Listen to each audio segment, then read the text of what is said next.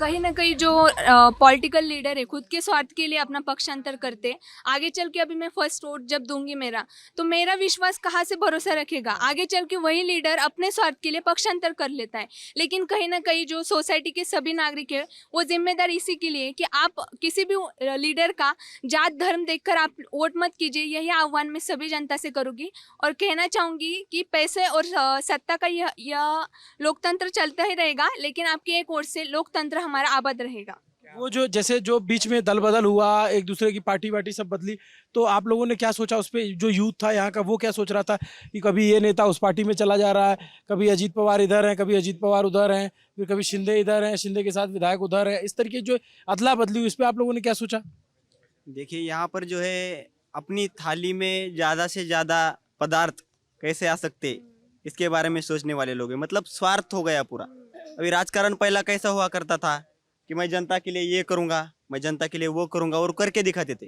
मतलब वादा करके पूरा करने वाले लोग यहाँ पर, ये भूमि ही संतों की है। ये वचन पालने वाले श्री राम जो अपने वचन के लिए कहाँ से कहाँ तक पहुँचे थे, आज क्या चल रहा है उनका नाम लेकर ही। मतलब क्या है कि आप देखिए एक बार कि लोकतंत्र की विशेषता ही ये है कि पहले गद्दी हुआ करती थी, एक राजा हुआ करता था, राजा का बेटा राजा बनता था। आपने डायलॉग सुना होगा कि राजा का बेटा अब राजा नहीं बनेगा, राजा वही बनेगा जो हकदार होगा। उसी के लिए लोकतंत्र बनाए। अभी किसी एक को आप कुर्सी दोगे तो वो उसको तो लगेगा ही ना कि मैं ही बैठा करूं यहाँ पर, बराबर उसके ही बेटे को आप टिकट मिल रहा है। आप ये सोचो कि एक ही घर में सब कुछ जा रहा है, एक ही व्यक्ति की संपत्ति बढ़ रही है। अभी हम एजुकेटेड पीपल है तो हमने ये सोचना चाहिए, जब फॉर्म फिल किया जाता है तो इलेक्शन कमीशन की वेबसाइट पे दिखाया जाता है कि उनकी संपत्ति कितनी बढ़ी है पिछली संपत्ति से। हम ये देखते हैं क्या? नहीं देखते। क्यों बढ़ी है? उनको पगार तो हरामदार को मिलता है उतना ही मिलता है ना, एमएलए को मिलता है, तो संपत्ति कैसे बढ़ रही है? भ्रष्टाचार हो रहा है ना। टेंडर उनके ही नातेवाईक, उनके ही नजदीकी लोगों को क्यों मिल रहे? ये लोकतंत्र है? अभी इससे जीवित रहेगा लोकतंत्र? तो इसका भी विचार अभी होना चाहिए। अभी देखा जाए तो किसानों का बहुत बड़ा मुद्दा है। किसानों के ऊपर राजनीति पहले से चलती आ रही है। 75 साल हो गए, हमने धूमधाम से मनाया अभी। पर एक चीज देखनी चाहिए कि किसानों का मुद्दा अभी वही है, एमएसपी, पानी, फसल, खत, बियाने, इस पे ही चल रही है राजनीति। अभी क्या है कि उस पर भी बीजेपी, ये जो भी सरकार आ रहा है, मैं एक सरकार को टारगेट नहीं करना चाह रहा हूँ, खुद का नाम उसमें वो थाली मिला, 10 रुपए में थाली मिलता था, क्या नाम था उसका? हाँ, तो वो अपनी पार्टी का नाम उसमें घुसाने की कोशिश हो रही है। मतलब ये भारत सरकार है कि पार्टी की सरकार है किसी, ये भी पता नहीं चल रहा है। तो विकास की व्याख्या करते हुए सिर्फ जल जीवन इससे नहीं होगा। अभी एजुकेशन भी उसमें है। एजुकेशन की क्या है, क्या हालत है? मैं एजुकेटेड हूँ, मेरे लिए जॉब कहाँ है? 290 280 जगह निकल रही है, 4 4 5 5 लाख एक सिटी से बच्चे जा रहे हैं एग्जाम देने के लिए। उनकी एग्जाम में भी फिर घोटाला हो रहा है। ये क्यों हो रहा है? जो नामांकित यूथ को कंपनियां भी हैं। कहीं ना कहीं धर्म का जो मुद्दा छिड़ा अभी, पंतप्रधान मोदी जी ने भी इन्फ्लुएंसर अवार्ड जारी किए थे।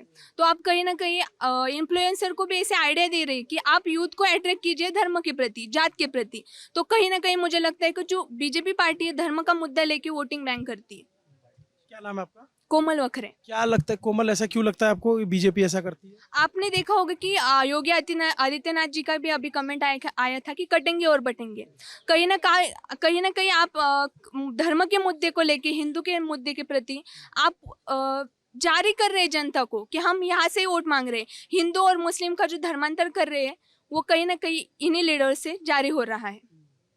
जो इन्फ्लुएंसर वाला आपने बताया, क्या इन्फ्लुएंसर अवार्ड जो पंतप्रधान नरेंद्र मोदी ने जारी किया था कि इस साल में कौन कौन से इन्फ्लुएंसर जे जिनसे मैसेज मिला यूथ को।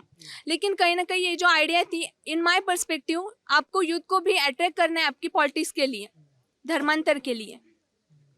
जो अभी जो स्टूडेंट है, स्टूडेंट आप के क्या जो सोचते हो इस पे जो ये बोल रही हैं?